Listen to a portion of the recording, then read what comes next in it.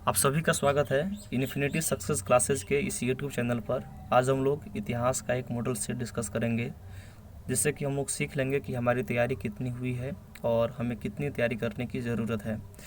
सिंधु सभ्यता का क्षेत्रफल किस आकार का था, पहला प्रश्न है। तो यह त्रिभुजाकार था।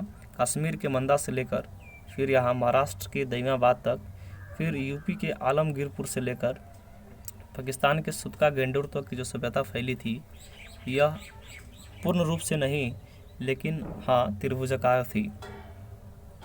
दूसरा प्रश्न है कि सिंधु सभ्यता में युगल सावधान कहाँ से मिला है। तो ये लोथल से मिला है।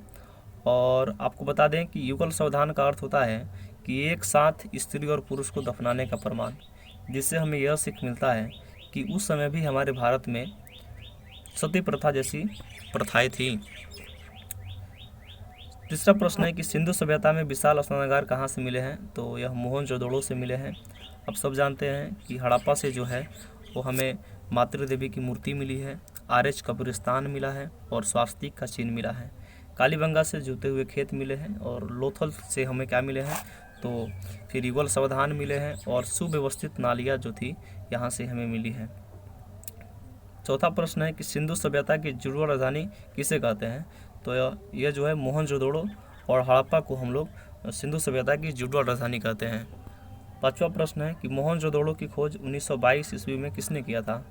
तो यह राखल दास बनर्जी ने 1922 ईस्वी में मोहनजोदड़ो की खोज की थी। 1921 में जो है राय बहादुर दयाराम सहनी ने यह हड़प्पा सभ्यता की खोज किए थे और रंगनाथ राव जो थे यह लोथल सभ्यता की खोज किए हैं। कालीबंगा कहाँ स्थित है। तो कालीबंगा जो है वो राजस्थान में स्थित है और यहाँ से हमें जूते हुए खेत के साक्ष्य मिले हैं। अगला प्रश्न है कि लोथल कहाँ स्थित है। तो यह गुजरात में स्थित है। लोथल उस समय का एक बंदरगाह था और यहाँ से जो है हमें फारस की मोहरें मिली हैं जो विदेशी व्यापार को दर्शाते हैं। अगला प्रश्न है कि हड़प्पा सभ्यता का सबसे बड़ा नगर कौन था। तो मोहनजोदड़ो था जो पाकिस्तान में स्थित था। लेकिन अगर भारत में सबसे बड़ा पूछा जाए तो वह राखीगढ़ी था। यानी कि भारत में हड़प्पा सभ्यता की सबसे बड़ा नगर कौन था, तो राखीगढ़ी था। और ओवरऑल पूछा जाए तो यह मोहनजोदड़ो था। अगला प्रश्न है कि समुद्रगुप्त की तुलना किस यूरोपीय शासक से की जाती थी। तो नेपोलियन बोनापार्ट से जो है हम लोग समुद्रगुप्त की तुलना करते हैं।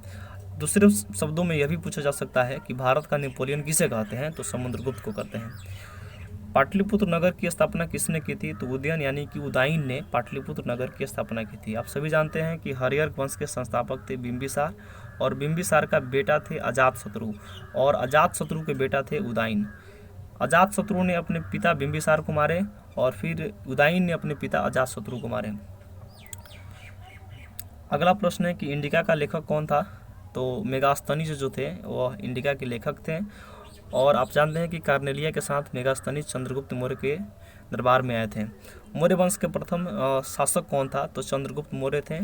नंद वंश के अंतिम शासक घानानंद को इन्होंने पराजित किया और मगध पर एक नया वंश यानी कि मौर्य वंश की स्थापना किया। गुप्तों के काल में आने वाला चीन यात्री कौन था, या गुप्तों के काल में कौन चीन यात्री भारत आया था। तो ये जो था फाहियान जो था वो गुप्तों के काल में आए थे, यानी कि चंद्रगुप्त सेकेंड के काल में इन्होंने भारत आया था। हर्षवर्धन के समय में हुएनसांग आए थे। अगला प्रश्न है कि गंगा पुत्र किसे कहा जाता था। तो भीष्म पितामह को हम लोग गंगा पुत्र कहते थे।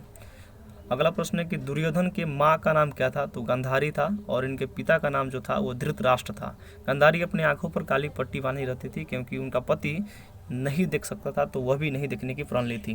कालिदास किसके समकालीन थे। तो चंद्रगुप्त सेकेंड के समकालीन थे कालिदास। अगला प्रश्न है कि मगध की प्राचीनतम राजधानी कहाँ थी। तो राजगृह थी।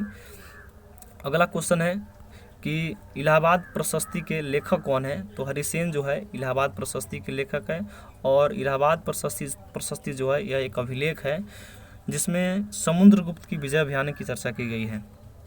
उदंतपुरी विश्वविद्यालय कहाँ स्थित था। तो मगध महाजनपद में उदंतपुरी विश्वविद्यालय स्थित था। शक संवत की शुरुआत कब से मानी जाती है। तो 78 ईस्वी से शक संवत की शुरुआत मानी जाती है, जब यानी कि कुषाण वंश के कनिष्क जब बैठते हैं गद्दी पर, तो उस समय में इन्होंने शक संवत की शुरुआत की थी।